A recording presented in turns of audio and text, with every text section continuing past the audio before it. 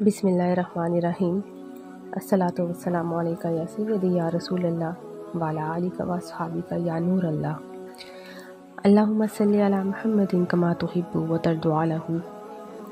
कुछ मैसेजेस आ रहे हैं, लोग पूछ रहे हैं कि रमज़ान में हम क्या ज़्यादा से ज़्यादा ज़िक्र करें, कौन सी इबादत करें, किस तरह से पढ़ाई करें कि ज़्यादा से ज़्यादातर वक्त इबादत में गुजरे। देखें, कोशिश तो ये है कि हम ज़्यादा से ज़्यादा इन लम्हात से फ़ायदा उठाएं कि अल्लाह का कुर्ब हासिल करें, अल्लाह के हुजूर रो रो कर गिड़गिड़ा कर दुआएं करें और खूब रहमतें वसूल करें, क्योंकि ये महीना ही इबादत का है। कोशिश करें कि जो टीवी है, इंटरनेट है, सोशल मीडिया है, इसका इस्तेमाल बिल्कुल अवॉइड करें। इन दिनों इन्हें यूज़ नहीं करें। अपनी एक रूटीन बना लें। देखें, रोज़ा जो इसमें फ़र्ज़ है वो मेन इबादत है, वो सबसे बड़ी इबादत है, सब करें। तरावीह का एक तोहफ़ा मिला रमज़ान में, अल्हम्दुलिल्लाह, वो एक इबादत हो गई। दूसरी बात, कुरान पाक कसरत से पढ़ें। कुरान पाक जब आम दिनों में पढ़ते हैं हमें सवाब तो मिलता है, लेकिन जब रमज़ानुल मुबारक में पढ़ेंगे तो बेहिसाब अजर व सवाब मिलेगा। तो कुरान पाक का एक टारगेट फ़िक्स कर लें कि मैंने इतने कुरान पाक मुकम्मल करने हैं, तो वो लाजमी विर्द करें।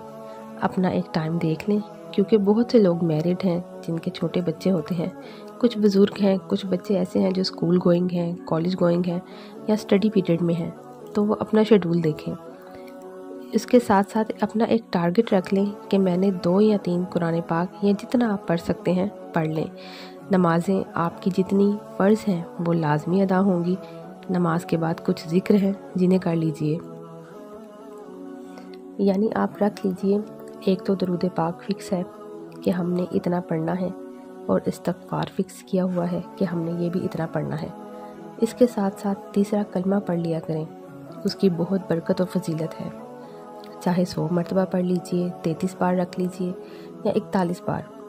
पहला कलमा पढ़ लिया करें, इसकी भी बहुत फजीलत है।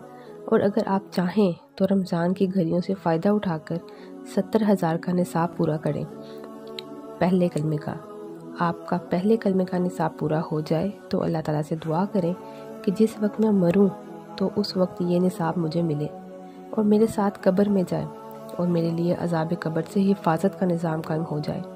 तो आप ये कर लीजिए, बहुत अच्छा हो जाएगा। सदका खैरात ज़्यादा से ज़्यादा करें, क्योंकि रसूल पाक सल्लल्लाहु अलैहि वसल्लम रमज़ान में सदका खैरात कसरत से किया करते थे। तो सदका खैरात लाजमी किया करें, डेली बेसिस पर किया करें। कोशिश करें बावज़ू रहें। जब हम बावज़ू रहते हैं तो फरिश्ते हमारे नामा माल में नेकियां लिखते रहते हैं, तो हम बावज़ू रहेंगे तो हमें नेकियां भी मिलती रहेंगी। कोशिश करें छोटे छोटे अमाल ऐड करें अपनी लाइफ में, जैसे सुबहान अल्लाह व बिहम्दिही सुबहान अल्लाहिल अज़ीम। ये कलिमात अदा करने में तो बहुत हल्के हैं, लेकिन हमारे नामा माल में बहुत भारी अजर व सवाब का हामिल होते हैं। इसी तरह से आप अपने टारगेट खुद सेट करें। हर इंसान अपने हिसाब से कुरान पाक, दरूद पाक और इस्तग़फ़ार का टारगेट सेट करे कि कितना कितना पढ़ना है। साथ साथ एक तस्बीह मुख्तलिफ दरूद पाक की डेली विर्द करें। साथ आप कलमा शरीफ ऐड कर लीजिए और सदका दीजिए, बावज़ू रहिए। इस तरह के छोटे छोटे अज़कार ऐड कर लें और फिर कोशिश करें कि ये अज़कार रमज़ान के ख़त्म होने के बाद भी करते रहें, ताकि इसका सवाब पूरा साल मिलता रहे। और कोशिश करें कि फ़जूल गोई से बचें, वक्त ज़ाया करने से बचें और ज़िक्र व अज़कार हर वक्त ज़ुबान पर जारी रहे।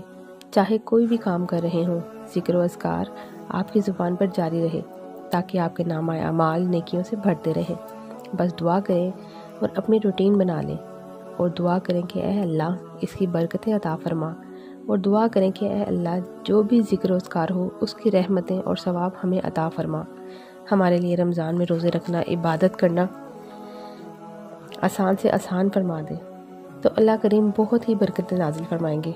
अल्लाह ताला हम सब की इबादत को कबूल फरमाए। आमीन।